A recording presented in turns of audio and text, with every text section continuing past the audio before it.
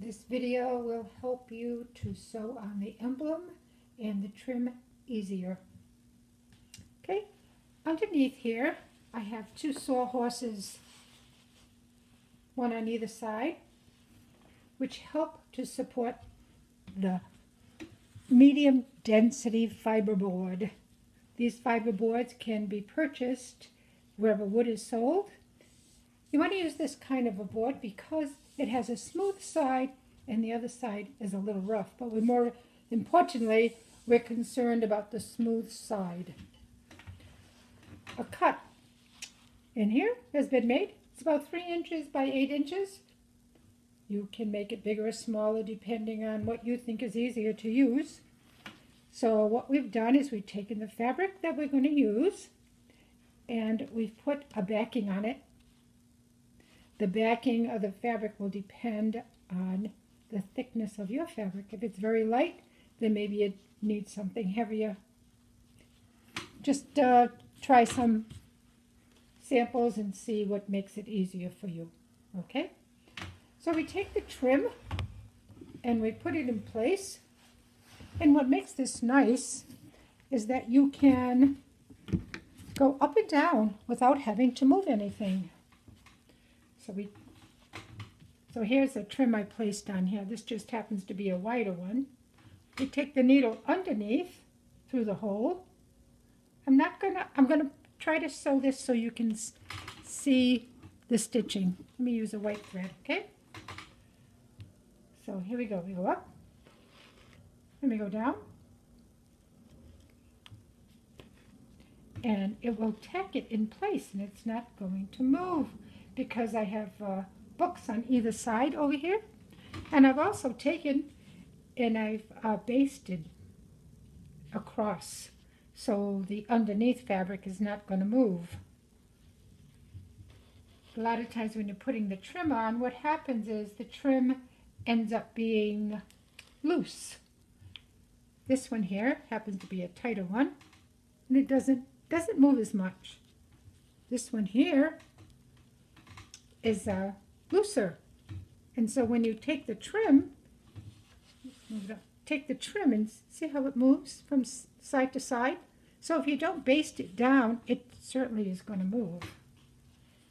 So here's this one. So you can see that you can go up and down relatively easy without having to move whatever you're working on.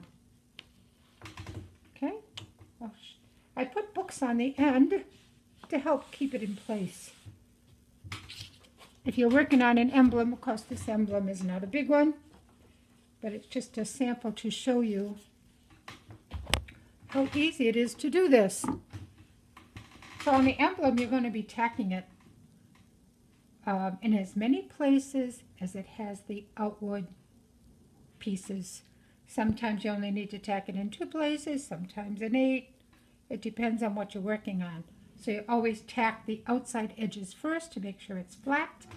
And then you're going to work from the middle, going out to the sides. I'm going to exaggerate the stitches so you can see how easy it is to go up and down. Look how easy. You don't have to move anything. So I'll go over again what you need. You want to need a sawhorse. If not a sawhorse, something else in between. Oh, I don't know, 2 tables. I didn't find that the chairs worked too well, but some tables the same size, same height, right? And then the board with the hole in it, and maybe some books or some clamps on either side to hold it down. And then you'll be able to go up and down and put your emblem or your trim on very easily. Okay? When you're putting a trim on a cope, baste the whole thing. Baste on either side going up and down. And then start at the top and work to the bottom.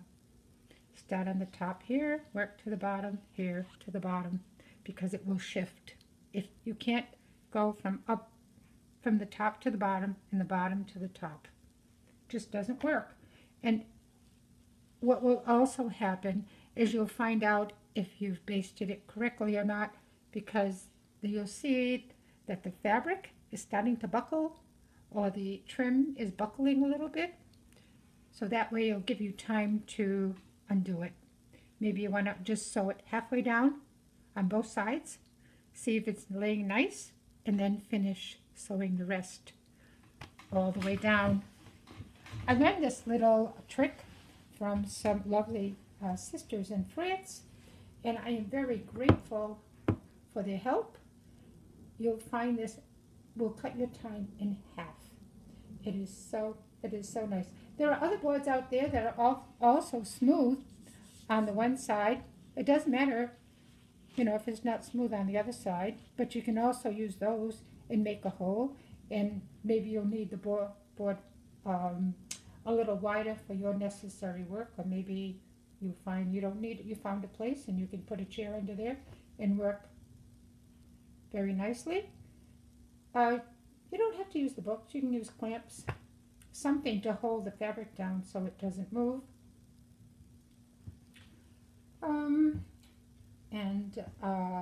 Don't forget, make sure you put something underneath the fabric. Please don't put an emblem on without putting something underneath it, because it'll end up buckling, especially if the fabric is very light. Sometimes I find even if the fabric is heavier, that after a while the emblem will end up going down a little bit and it'll buckle a little. So if you have something behind it, it makes it a lot nicer. I suggest that you use different color threads when you're making your lines, your basting lines, to hold the fabric and whatever you have underneath together. That way you can easily take them out when you're all done. And good luck and good sewing. And it is an MDF fiberboard that you need. Medium density fiberboard. Okay? Good luck.